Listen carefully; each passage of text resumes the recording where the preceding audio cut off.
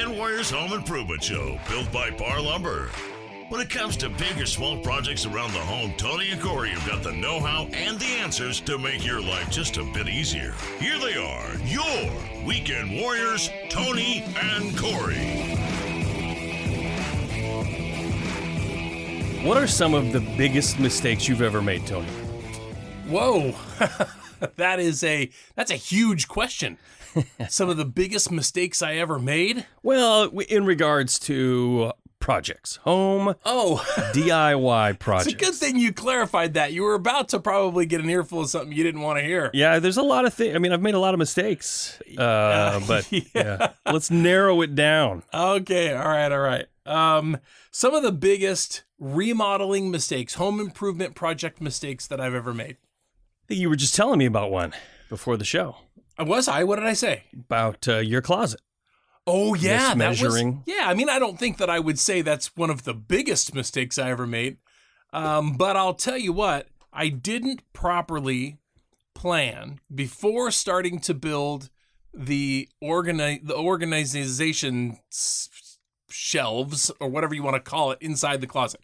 Building out the built-ins in the closet, right. And what ended up happening was I needed, for some parts of the project, I needed a lot of short length material, and some part of the project I needed long length material. If I were being smart, I would have started with the long length stuff, then moved to the medium length stuff, and then to the short length stuff.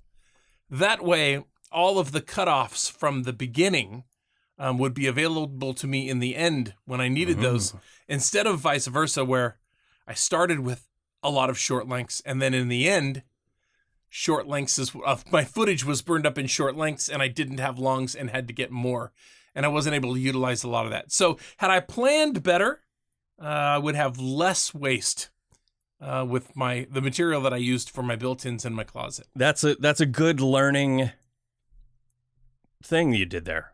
You learned from a mistake. I've done that, where you get to, you measure everything out and you just start going to town.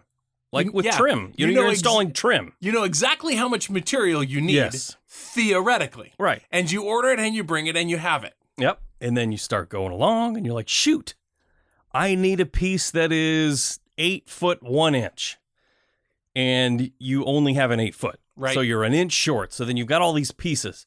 But then taking it a step further, planning it out so that you're using the pieces that are 8 foot and not 8 foot 1 inch. Exactly. Or like right. you told me you ran into a situation where you made your closet 48 and a half inches wide. Yeah, this one section of my closet was intended to be 4 foot.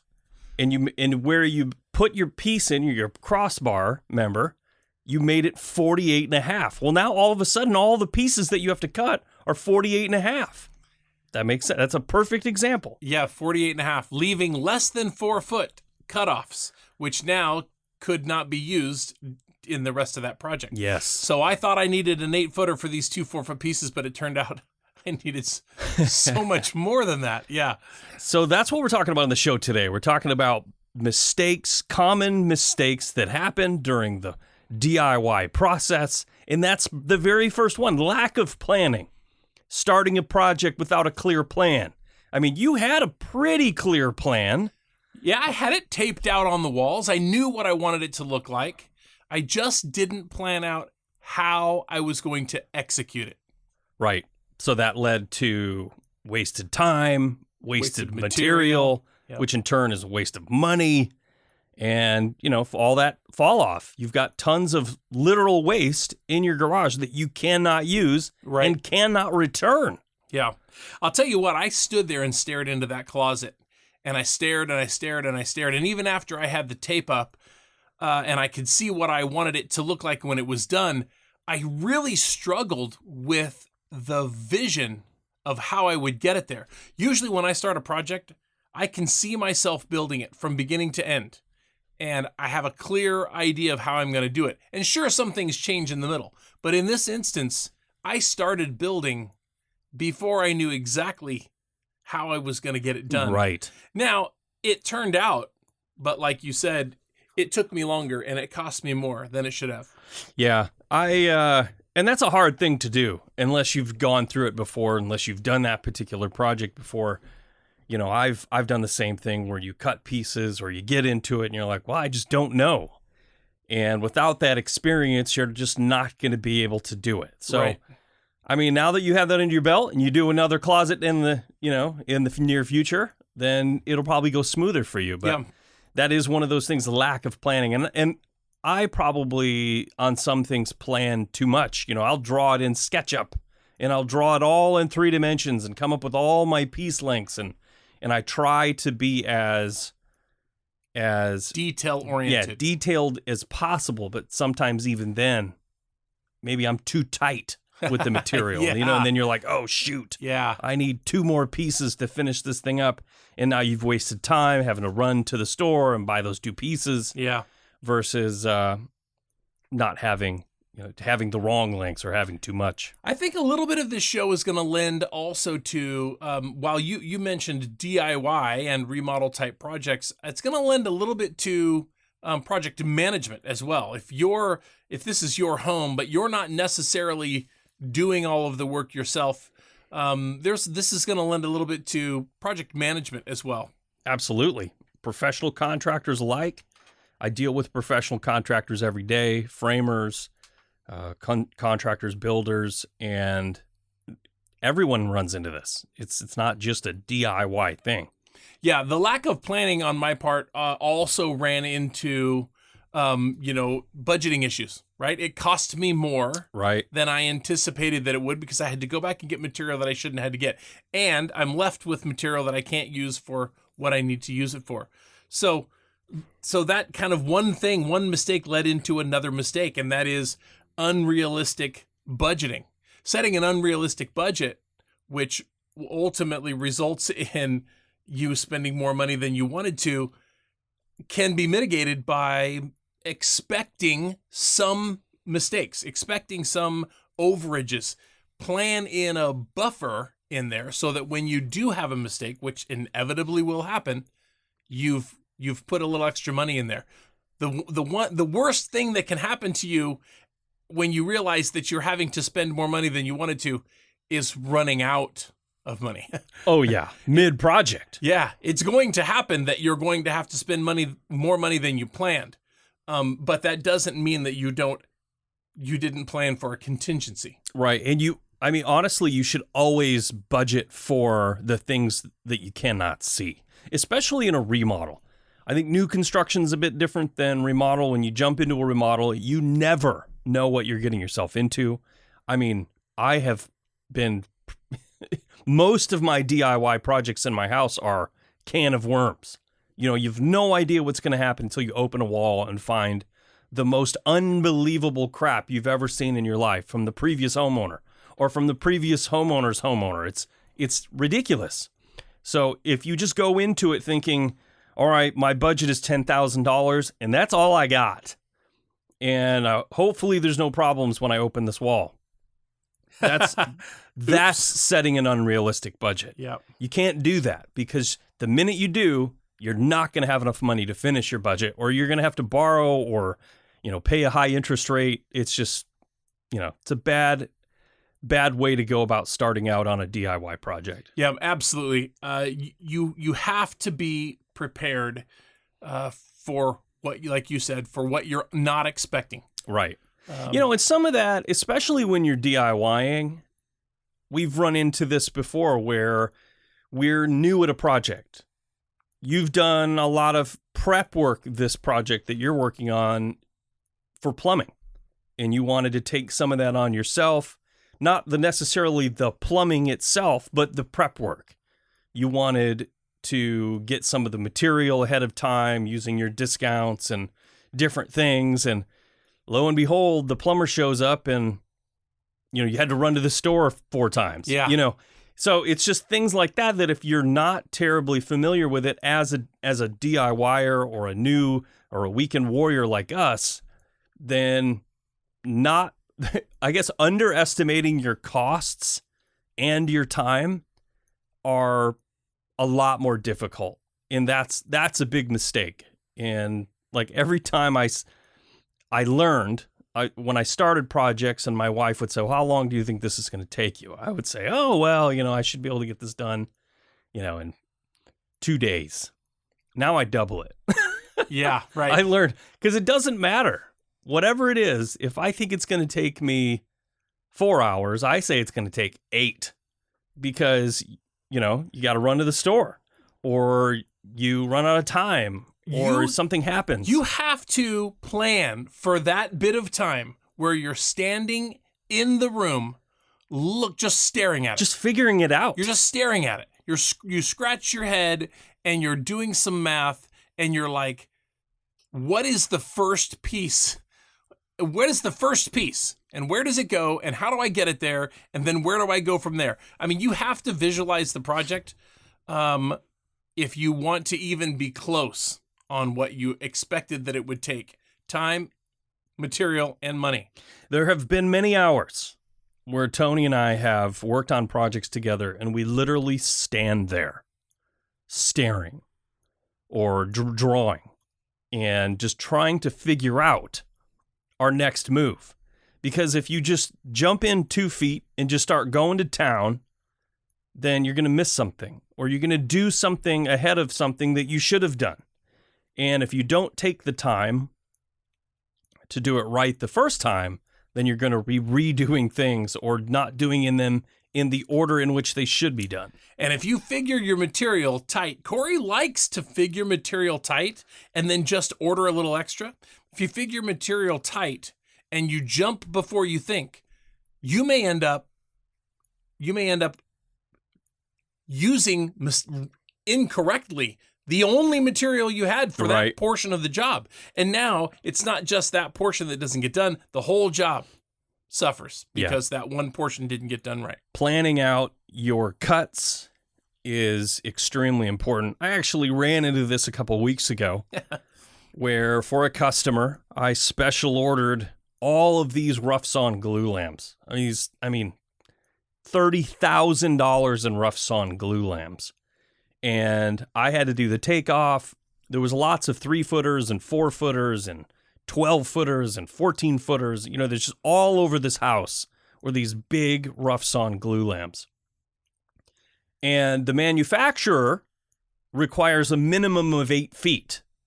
So I had to combine lengths to make it cost effective because I didn't want to order an 8-footer for every pice. Right. They have 4 foot left over. Yeah. So I took, 3-footers and 4-footers. And then on some of the really short, like say a 6-footer and a 7-footer, I would combine together in order 113. But the problem with that is I didn't relay that information to the guy in the field making the cuts. Right. So there was enough material theoretically, but him figuring it out versus me figuring it out and combining the lengths, he had maybe a 3-footer left over from a beam. Well, there's no 3-footers left over, trust me. So he was cutting things in a way that I didn't imagine them being cut. Right. So I made that mistake. I should have relayed that information to him and saying, hey, you're going to get this 13-footer. That's a 7 and a 6. That was a dumb mistake on my part. Yeah. But I learned. It's hard sometimes to think about all of the things all of the time. That's why we make mistakes. But it's conversation like this that we're having right now that makes you think when you're in the thick of it, you know what? I'm going to measure twice and avoid a miscut. I'll tell you what, I can't tell you how many times during this project I said to myself, I had just measured it, and I repeat the measurement to myself, 23 and 15/16, 23 and 15/16. And I was just about to get up and make my way to the lumber pile, and then pick that up and then take it to the saw and then lay it down and measure it and then cut it and then carry it back into the house only to find out it's an inch short. Yes. So I would say to myself, all right, I'm going to measure that one more time. I said 23 and 15/16. Is it really 23 and 15/16? Or is it 24 and my tape is at an angle? or the little tip of my tape is bent over. You know what I mean? You have to be confident with the tools that you're using and double check your measurements before you cut. And that's how you can save yourself extra money and extra time. One of the coolest little things you can buy for your tape measure is there's a local company here in the Portland area that makes these things. They're round pieces of yellow high-pressure laminate with glue on the back or with double sticky tape. Sure. Basically, it's the simplest thing. You peel the tape, double stick tape off, and you stick it on the end of your tape measure where the label is, where the round label is, usually where it says Stanley Fat Max. Cover that over. And the thing about that high-pressure laminate is you can write on it in pencil and then lick your thumb and wipe it right off. Gone. So it's like almost like a dry erase. Clean slate. Clean slate, or you could erase, and you can reuse that over and over and over as a little scratch pad. I love those things. Yeah. Because if you're standing there, you make the measurement, you write it right on your tape. Yep. Walk that thing outside, measure it again, and it's written down. Yep. Smart. I've made that mistake more than once. Me too. All right, next one on the list is one of the big mistakes is ignoring safety precautions. Ooh, yikes. Those have a tendency to really set you back. Oh, yeah. I mean, I'm going to be honest on this show. We're honest on this show. I'm usually pretty good about putting on safety glasses. Like if I'm cutting something that I know could potentially throw sawdust or things, I'm pretty good about remembering my safety glasses. But hearing protection, I'm not so good at. I typically will forget, especially when I'm doing something that I don't think is going to hurt my hearing. Right. Well, I'll tell you what, about 2 years ago, I was working on a project in a kitchen, and I was driving a screw inside of the cabinet, and I couldn't quite get in there. So I had to kind of maneuver my body inside of the cabinet, and I was using a impact drill, and I hit that drill, hit the trigger on that thing, and it was so loud inside that cabinet, I still, to this day, have tinnitus from that exact moment. Wow. I remember my ears ringing after doing that, and I was thinking, man, that was stupid. And to this day, I'll be sitting on the couch and I'll hear that ringing. Wow. So it's no joke. Your ears are delicate. Yeah, and it doesn't come back. Right. Once you lose it, it's gone. So yeah, that's a scary thing. We definitely can do a better job of being careful. I was using a box knife and I was cutting through something that was very thick plastic. And the only way to do it, because I'm not left-handed, the only way to do it was to sort of cut in the direction that I was at. So I moved my body away as far as I could, and I had to brace myself because it was difficult to cut through. But I my left hand, I put really low down on something, way out of the way of the knife, so that I would careful not to cut myself. But you know what? Whenever you're cutting something and it's not cutting, and you apply more pressure and apply more pressure and apply more pressure, at some point your brain says, if this lets go, yeah, it's gonna rip. Something's gonna be in trouble. But I was cutting through that thing, and it did finally cut through, and the blade came down, hit the edge of the countertop, and ricocheted, and the blade cut my other finger, which was way down. Yeah. I mean, 3 feet away, that blade made its way all the way over there and cut my finger. Well, I'm sure you've heard the most unsafe blade is a dull blade. Yeah. And there's truth to that. And it's because you have to put more pressure to get it to cut. With a dull knife. So if that is kind of one of the tips that I abide by, is if I have a utility knife and I'm cutting something like boxes. I'm in my garage cutting boxes after Christmas. You got just piles of them, and you're cutting them and cutting them and cutting. And next thing you know, you're like kind of having to put extra pressure on, and you're cutting those things. I'll swap that blade out with a brand new one. I bought a 100-pack, and I keep them in my garage. Whenever that thing starts to get dull, I kill it, put a new one in.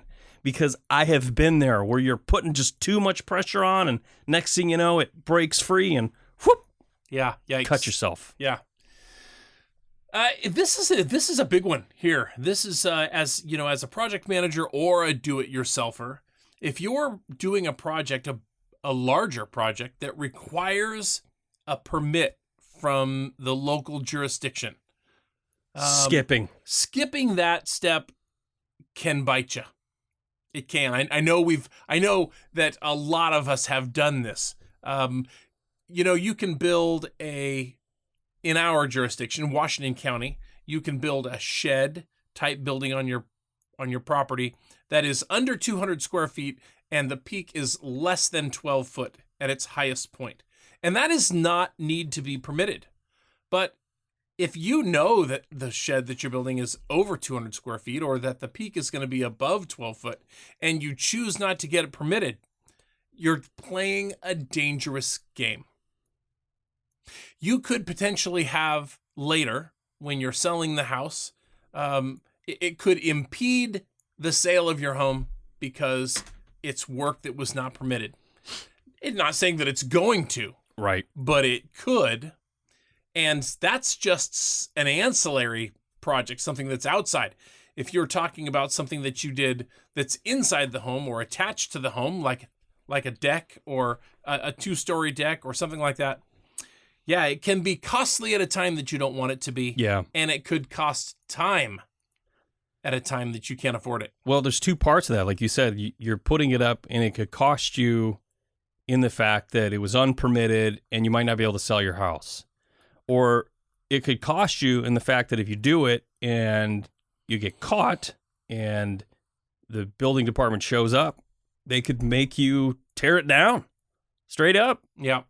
And nobody wants that. Nope. But then you get into situations where, like you said, you build a 2nd-story deck unpermitted. Well, where did you get the engineering? Did you get it engineered? Did you get it designed? Are the beams spanning? Are they big enough to span the distance that you have?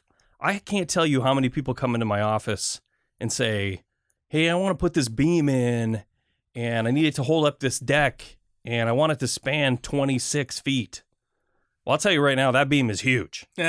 And people say, oh, no, I'm going to put a 4x8 in there or something. And they ask me, they're like, can I do that? I'm like, look, you can do whatever you want. I tell people that all the time. Yeah. Like, you can do whatever you want. Yeah. But it's going to fail. Yeah. And it might not fail at first, and they say, well, it's not holding up that much.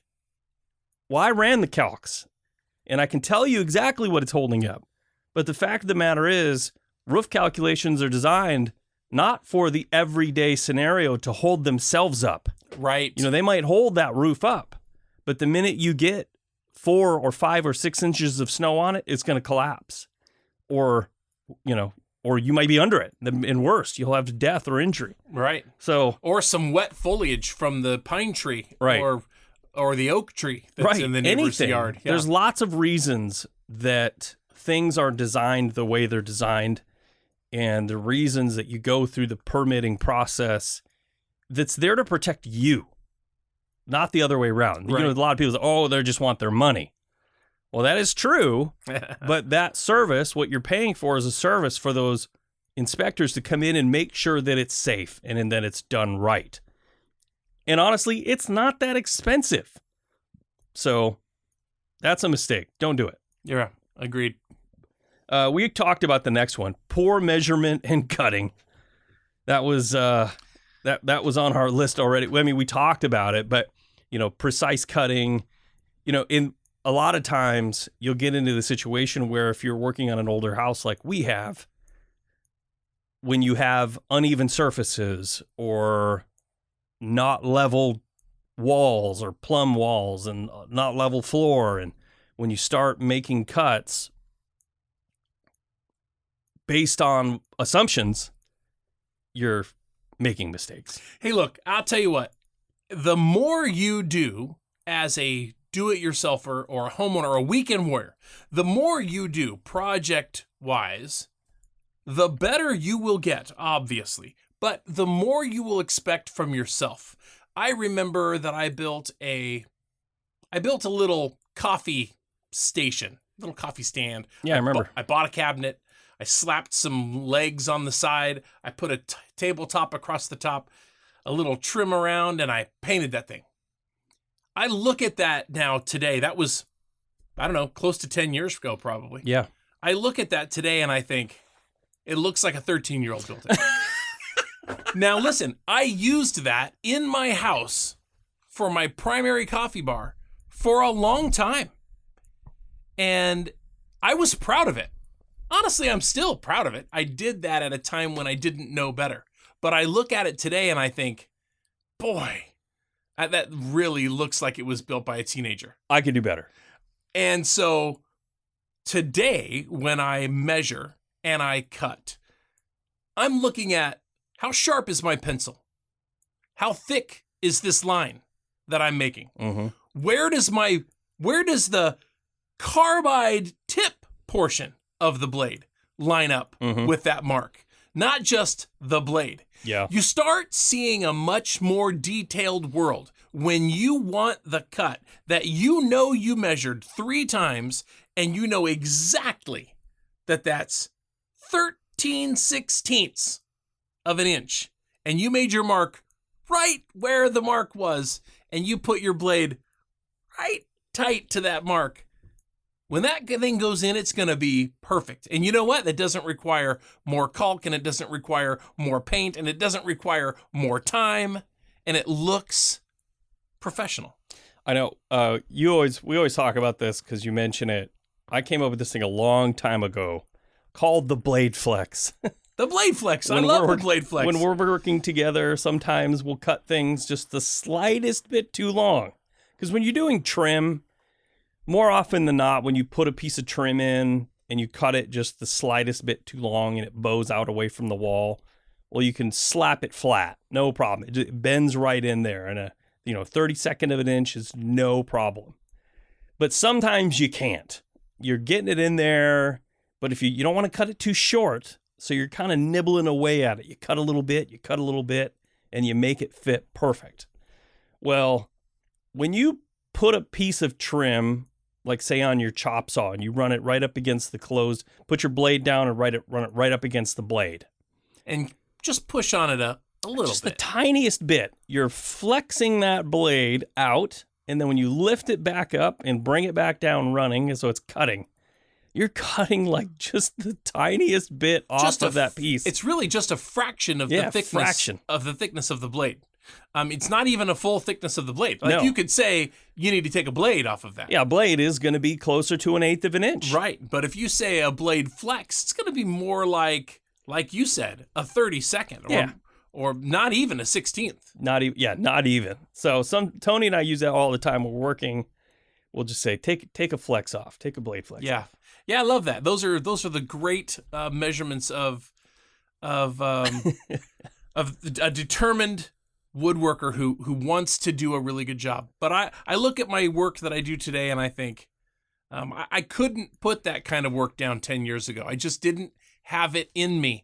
Experience is everything, and the standard that you set for yourself is where the rubber meets the road. Right. If you say that's good enough, how many times have you said that's good enough? Corey doesn't say that's good enough. I've never heard him say it one time. He's like, no, let's get that right. It needs to be right.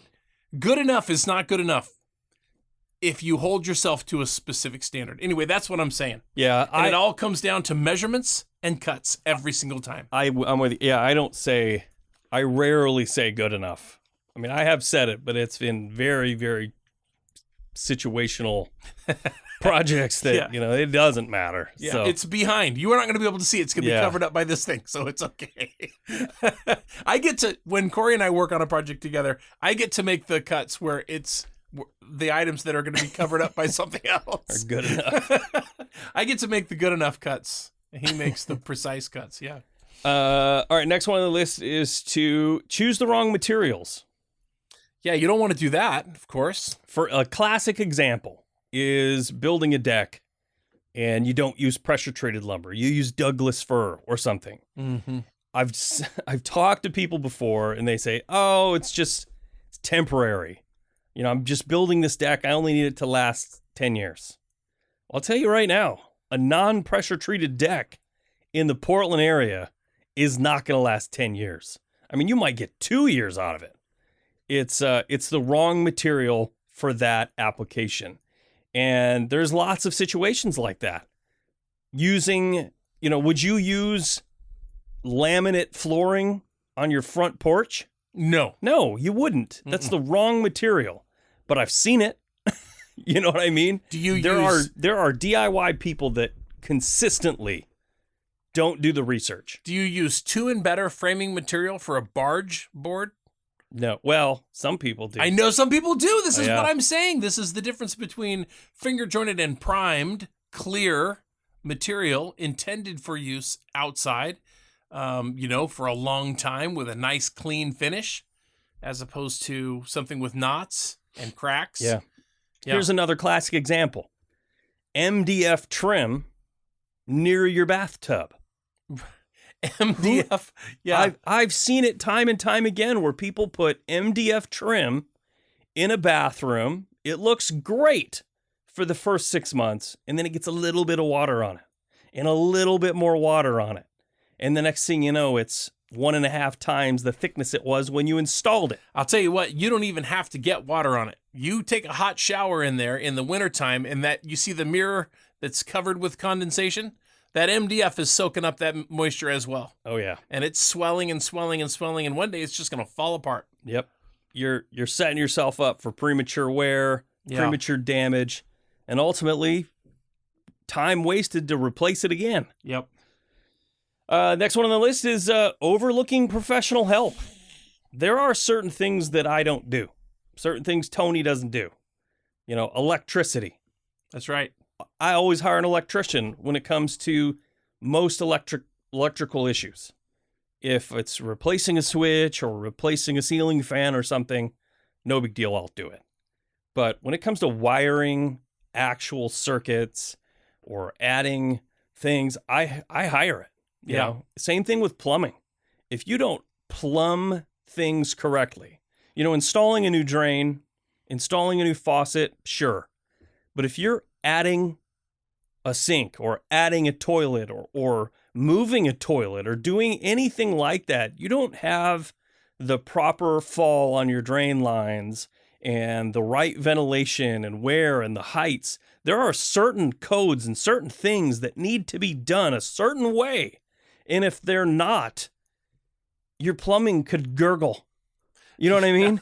Your plumbing could back up because there's not enough venting in there and the water gets trapped. And then all of a sudden you get this terrible smell and they're like, oh, well, your vent is too low or something. You know what I mean? Like, I don't know, but I've had lots of conversations with plumbers and the amount of code rattling around in their heads is staggering. And I don't know. And I'm not here to do that. I want it done right. So in that application, I let the professionals do it. Yeah, that's good advice. Sheetrock. While we might be able to nail up a sheet of sheetrock, and we may be able to slather some mud on there, and maybe even stick down some tape, when we're done with the project that we do with sheetrock, and we put the house up for sale, and people come in and say, "I'm not buying that house. They did this sheetrock themselves. That looks terrible." That's what I'm saying. Resale value is important, which means the quality of work that you do on your own home is important. Everything is important. Don't cut corners if you want to get the best value for your home after a remodel project if you're doing some of the work yourself. Be 100%. prepared to do professional work. It needs to look professional and be professional in order to get top dollar for the house. That's kind of where I am. Like, the only work I do myself on my projects are as if I feel like I can get that project done. And it would be indiscernible that if I paid someone to do it or if I did it myself. That is the only work I will do on my, on certain things, right? But for the most part, if I feel like I'm going to do it and somebody's going to say, "Ooh, you DIY'd that," then I'm not going to do it. So that's my situation. Ignoring building codes. Yikes. Obviously, if you're not pulling permits, then You probably don't know. Yeah, you're probably not concerned with building codes. And if you're not using a professional for something that you don't know very, very well, then you're probably ignoring building codes. Yeah. A lot of people don't know this, but when you sell your property, Tony mentioned it earlier, there's like a checkbox. They ask you the question, has there been any unpermitted work on this property? And you say no, and you sell the house, and the buyer finds out that there was unpermitted work and that you did it, they can sue you. So it's just one of those things. If you do unpermitted work, you have to say it. You have to admit it when you sell it. Yeah. Yeah. I mean, you don't want to get caught in that vice. I wouldn't. Yikes. Terrible. A lot of things get overlooked during a market where there's not a lot of inventory and people need houses or home values are attractive or interest rates are attractive. There's a lot of things that get overlooked even today, knowing what we know and with the rules being what they are. Absolutely. But can you bank on that? Can you bank that the people buying your home are going to think they don't want to miss that opportunity, so they're going to overlook some projects that were done unpermitted? It could happen. I wouldn't bank on it. Well, I think it depends too. Depends on what the finished product looks like. Yeah, if they go in there, look at it, and they're like, I don't know, it looks pretty professional to me. Yeah. Well, that's a feather in your hat there. Make sure the cut's tight and the measurement's right. That's right. What about rushing the project? I think that's a mistake that can be made, when it comes to planning out your project, time management. If you don't give you you don't give yourself enough time to get it done, and you're rushing through it. How many projects have you done in your life where you get it to 90%? Oh, countless. Yeah, you get it to 90%. I'm and at 90% on the one I'm on now. Yeah, you're like, ugh, this is good enough. Yeah. I have one right now. Yeah. I installed an entry door in my house, and I got it all trimmed. I got it all caulked, and I didn't have time. I didn't have time to paint it. Mm-hmm. So here it sits, and I did it to myself. We were anxious. We had a party. We put everything back, and the door sits unpainted. It looks okay. Sure. But it still needs to be painted. Yeah. And that is because I rushed it through and I didn't spend the time. Well, I'll tell you what, that's the least of the problems that you'll have when you rush a project. You know what's worse? Is when you're cutting corners to get it done. Yeah. If you're rushing a project, it's likely you're beginning to cut corners to get it done. And that's when the workmanship, the professional touch and finish will suffer. And that's what you don't want. If you rush it, you'll cut corners. Well, for instance, classic, neglecting surface prep. That is a classic thing when you're DIYing a project. That is a big mistake. Prime? Trying to save money. Primer? Or you're trying to save time, you're trying to rush it, and you don't do the surface prep. Poor adhesion, uneven surfaces, shorter lifespans. Like you said, priming, when you're tiling, you don't get all the dust cleaned off, and you put your mortar up there, and it's sticking to the dust. And so now your tiles are falling off the wall because of the grout in your wet set mortar is just not sticking to it. Oh, yeah. It's surface prep. Yep. And same thing with paint. Paint is only as good. Its adhesion is only as good as the surface you're sticking it to. So if you have paint that's peeling or cracking off or had some sort of mold or something, and you're thinking, I'll just paint over it and it'll disappear. Well, you're causing yourself problems because you didn't prep that surface correctly. Now that new paint is sticking to paint that's peeling. Right. What's the point of that? Right. Yeah, it works okay until the paint falls off. Right. And then do it again. Yeah. You're peeling and repainting. and it's costing you twice as much money. Yeah, I think when you talk about surface prep, I think about the floors. I'm thinking about putting down a finished flooring like a luxury vinyl tile. Yeah. And you have staples or something in the floor from the carpet and pad that you pulled up before. You got to make sure that floor is perfectly flat.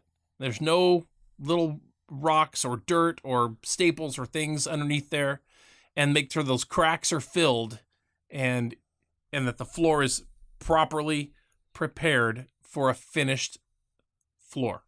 Well, here's another one.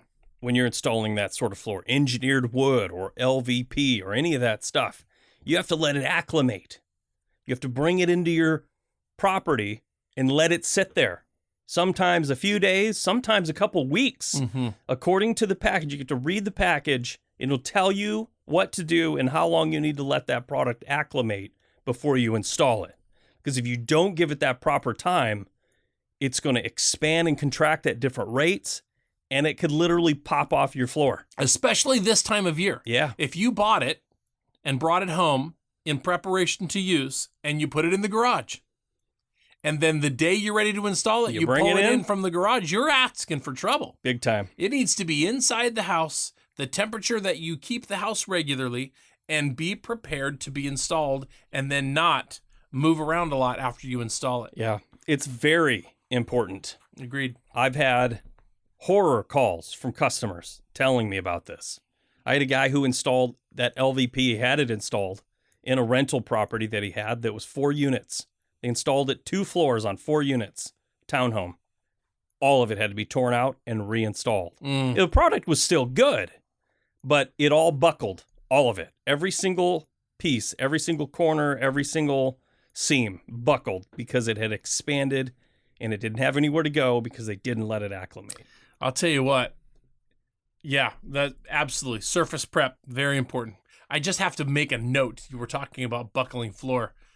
I got a phone call from a friend who said they had their windows replaced. And then had a siding company come out and reside the house, and then had a painting company come out and paint. And he said, I had that done 1 week ago, and now I have water coming through the window. Interesting. Water coming through the window. You know what I said? Huh. Go check your weep holes. Oh, yeah. Done. Weep holes were full. Water had gone in there. It didn't have a way out. It came right in the house. Just like that happened to me. Just exactly like happened to you. So he had the house painted. They caulked over the weep holes? Yeah, caulked over the weep holes. Just Oh, my exactly goodness. like happened to you. And the thing is it was fresh enough in my mind because of your story that I said, go outside and check the weep holes. And sure enough, they were all, he's like, what holes? There's no holes on the outside of this window. I said, yes, there is. They're supposed to be. Yeah, there's holes there. And then he checked a couple more windows and he finally found one where the caulk was just underneath it a little bit. Yep. It's funny because windows are designed to leak, just not towards the inside of your home. Right, exactly right. Water gets in there. It's going to. There's no way to avoid water getting inside of a vinyl window. The key is how do you get it out? Right. You don't want it coming out through the inside. They're designed that way. So if you cover over those weep holes, or, it can even happen with bugs. You get some carpenter bees that fill the weep holes in your windows with gook and mud and junk. Same thing can happen. So get that checked out. Or moss buildup. That's another one. Mm-hmm. What about overlooking energy efficiency? When you're remodeling your house, I think a mistake people make is not putting in high efficiency windows, or not putting in a high efficiency door, or high efficiency insulation. They'll remodel their whole house and not add a drop of insulation in the attic. It's crazy. Yeah. I mean, the thing is there is more efficient everything. We've been talking a lot about the bathroom. Obviously, I have a bathroom thing going on. How about a low flow toilet? They make toilets that do not require 22 gallons of water to flush it. Yeah. And they still do a good job. And they do a great job. It's not the olden days. The olden days, those old toilets. Yeah, I think people feel like they need jet toilets to avoid a clog. But the fact is it's not necessarily the case. Yeah. Low flow toilets do a good job, and they use a lot less water, saving you money and saving the planet. I would argue the low flow shower heads, though. Yeah. Oof. Yeah. I mean, you can only sacrifice where you can sacrifice, right? I know. The shower needs to be, at a level of comfort. Some of those low flow shower heads, like you go to a hotel, especially in an area of the country where, say they have already low water pressure, and then they put those low flow shower heads. It's like, I got to stand here for 15 minutes to get the shampoo out of my hair. Yeah. Yeah. That's funny. I don't get it. Mm-hmm. Here's another mistake is poor space planning. Not considering how your spaces go together and how they flow. When you talk about kitchens, that's kind of the classic one, and they talk about the triangle, the workspace triangle, Mm-hmm. where your refrigerator and your sink and then your cabinet countertop island or whatever, there's always this, they want you to have this workflow triangle. That's kind of a classic design thing in kitchens. But there's a lot of that sort of stuff when it comes to your whole house. I've been in homes where they've done additions, and they'll have these weird, awkwardly huge rooms off of spaces on other, weird areas of the house that don't make any sense. Right. That aren't usable space for anything, except maybe a pool table. It's like, oh, what are you putting a pool table in off your utility room? It's just weird stuff like that, So not considering your space planning when you're doing it. And, we've talked about this on this show before. Getting designs or getting a house done or getting it done by an architect that doesn't consult with an interior designer, I feel like is doing you a disservice. Hiring an interior designer along with an architect to talk about workflow and how those things go together I feel like it's worth it, in my opinion, after all the years of talking to these people. No, I agree with you. I think you're right. Unless you are a person who has that kind of ability to look at a layout and find a more efficient thing. Some people just can do that. Some people can just look at it and say, you know what, this is better. If that's a strength of yours, then by all means.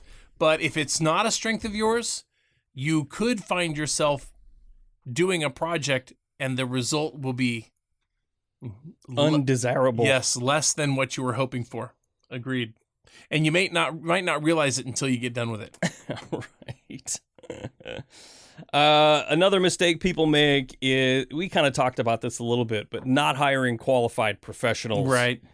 If there are projects around your house that you require a professional to do, it's one thing to hire a professional, but to hire a qualified professional, not checking references, not looking at pictures.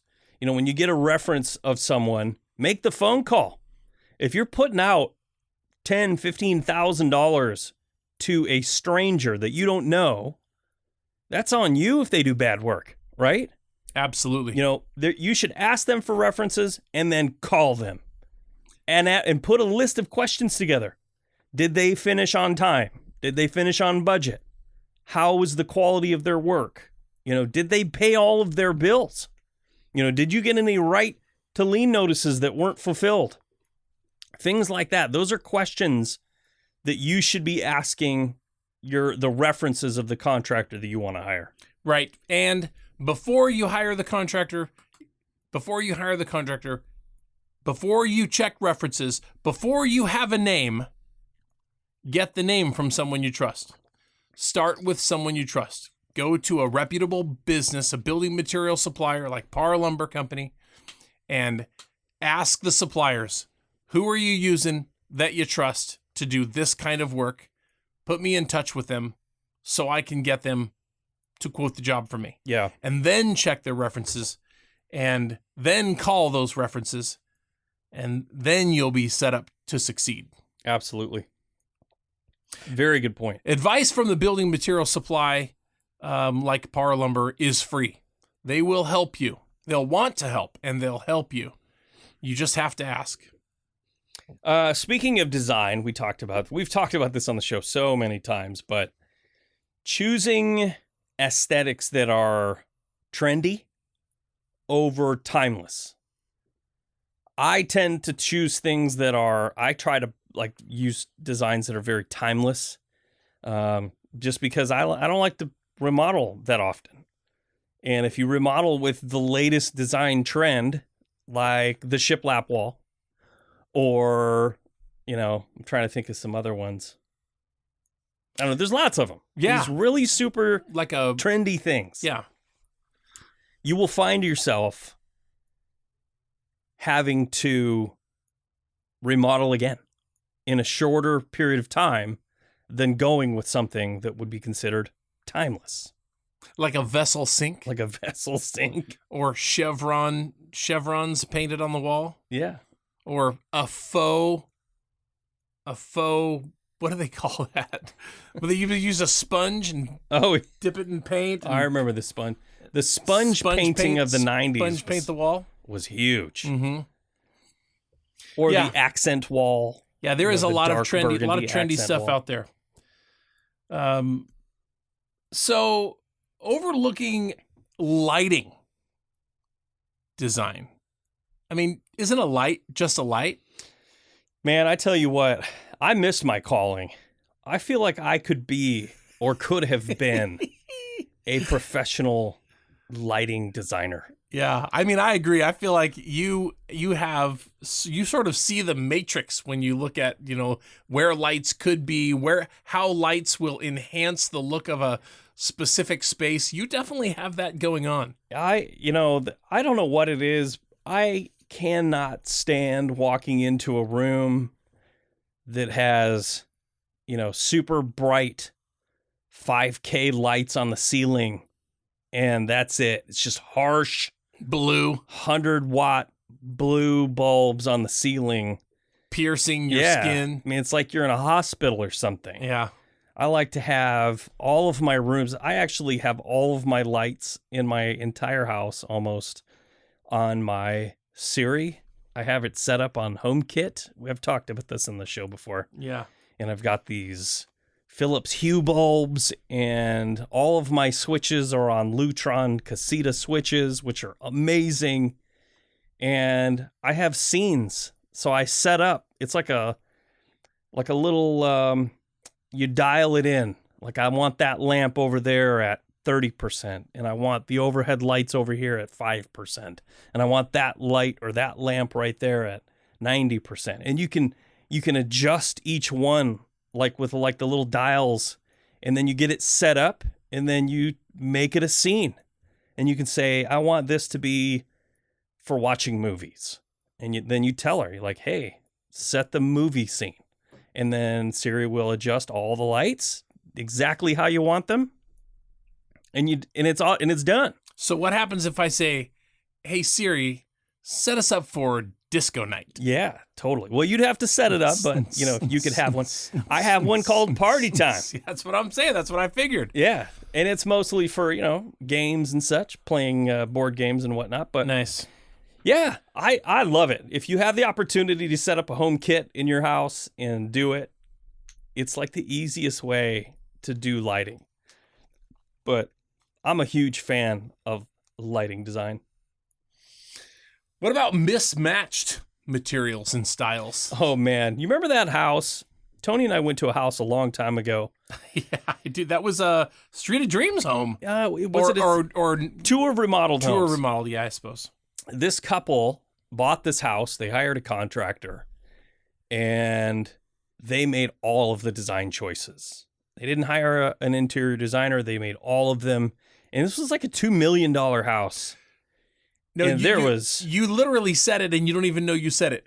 They made all of the design choices. That's what I'm saying. Starting with 20s design and 40s design and 70s design and 90s design. Yeah, they had it all. The house had it going on. The kitchen was like half industrial, half Tuscan, half craftsman. Like, they had all of these different design elements in their house. And I thought it looked terrible. Cabinets in one place, open shelving in another Yep. place. Very industrial. That was the place that had the secret door. They had a bookshelf. They had a bookshelf secret room, a bookshelf door. And when you walk to the bottom of the stairs and you look to the left in the hallway, there was a bookshelf on the wall, like recessed shelving. Did that go into their wine? It went into the room was a empty playroom? Oh, for us, but they had plans for it, whatever it was. Yeah, I mean, I thought that was cool, but they had all of those very weird little things going on in that house. It was not cohesive. It was not, it was just disjointed, Yeah. I felt. Yeah, it's using not having consistency. You want it you don't want it disjointed. You want it to be very complementary. And it's harder than it seems, you know? Yeah. You go in and you open a book, or you go to the store and you pick out trim, and you just don't know. So I honestly it's to the beholder, right? Eyes of the beholder, if it's good design or not. But I tell you what, Yeah. if you get it wrong, Yeah. I guess as long as you like it. It's okay that it's, quality in the eyes of the beholder as long as you're the one beholding it. Right. But when you decide that you have to do something different and you're going to sell the place, suddenly you're hoping Yeah. the buyer sees things the way you did. Right. It can get bad pretty It quick. can get expensive. And that goes along. The next one on the list is like hastily making decisions or rushing the design or the decision-making process. And a lot of this goes along with giving yourself enough time, planning everything out, your budget.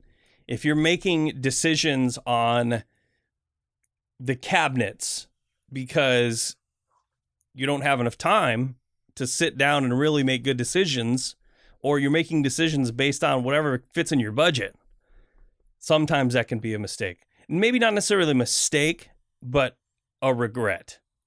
Maybe a regret with the design flaw, or just choosing the wrong thing to go in the wrong place. Buying cabinets for your kitchen and then going out and buying your refrigerator hastily and then getting that all done, getting it installed and realizing, oh, shoot, my fridge doesn't even fit Yeah. in the hole. Here's an example. I'm just one quick example of this rushing the decision-making process. You start getting through the project and you are paying bills, paying contractors that have finished their portion or for the first part of their portion. And the money is going out and the project is not over. And you start to worry that maybe you have gotten in over your head, or maybe it's not going to end up as good as you think it's going to. And so then you start, we'll start to cut back on some of the things that are left. Mm-hmm. In my example, we were talking the closet of the master bed, bath, and closet remodel. The closet was the last item. It was the item that we decided we were going to do ourselves. We're going to source the material. We're going to lay out the plan. We're going to build the thing. In my mind, it started with a couple of banks of drawers, 2 banks of drawers, and then shelves on top of that, and then everything else.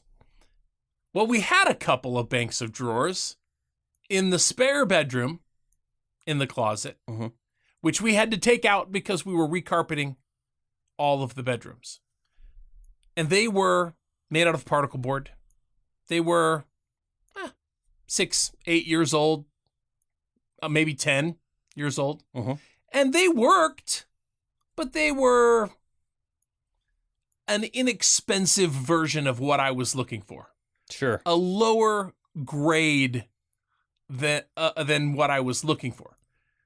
And the suggestion was made, let's just put those in the closet and build from that. It will save us some money. Well, I'll tell you what. Had I been more rushed or more concerned, I might have made that decision, but I'm so glad that I didn't. The quality of those drawer banks compared to the ones that I bought from PARR Lumber's cabinet outlet, actually, in Portland, downtown Portland. The quality difference is night and day, Corey, I'm telling you. Soft close with a baked on beautiful finish, very clean lines, very nice. Compared to this one that, when you open the drawer, it goes, and you close it, it goes, Mm-hmm. Yeah, and it was made out of particle board, so it weighed 100 pounds as opposed to, the one made out of plywood. So if you rush your decisions, you could end up making a decision that, like you said, will be regrettable in the end. Don't do it. Yeah, I agree. And that's the thing. It could be considered a mistake, but I would consider it a mistake. But it could also just be saving money. Yeah, well, in the right way, it's acceptable. In the wrong, it just doesn't benefit you. All right, the last one on our list is in regards to contractors. And all the contractors out there that we know would probably agree with us because they are not mind readers. Nobody is. And not communicating effectively with your contractors. And that goes for everyone. Not communicating with your suppliers, with the tile person that you're buying your tile from, or the carpet person, assuming that they know what's in your brain, what you're envisioning. And for a lot of people, it's really hard to describe to someone what's in your head. And without dealing with somebody professional that can properly relay information to you the way they see it or the way they understand it.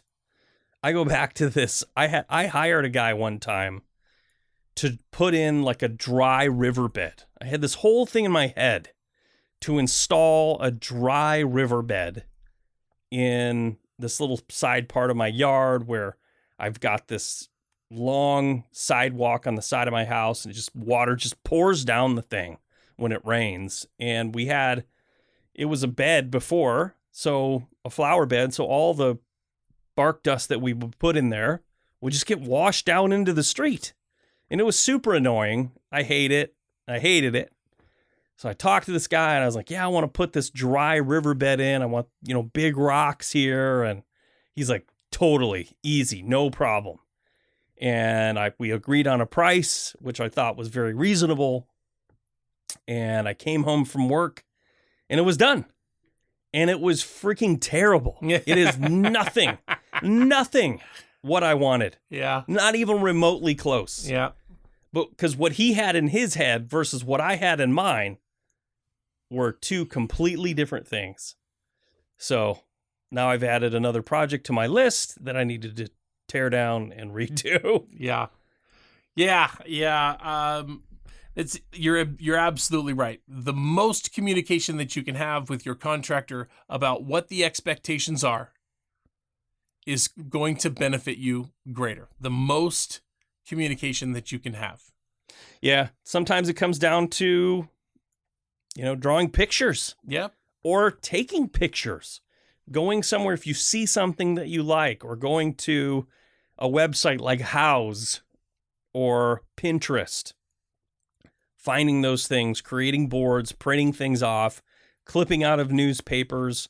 That's what all the professional contractors, when you go to their offices, like the guys that I deal with, the contractors that I deal with that do it professionally, they have these books full of what they call inspos or inspirational boards that you show them, this is what I want.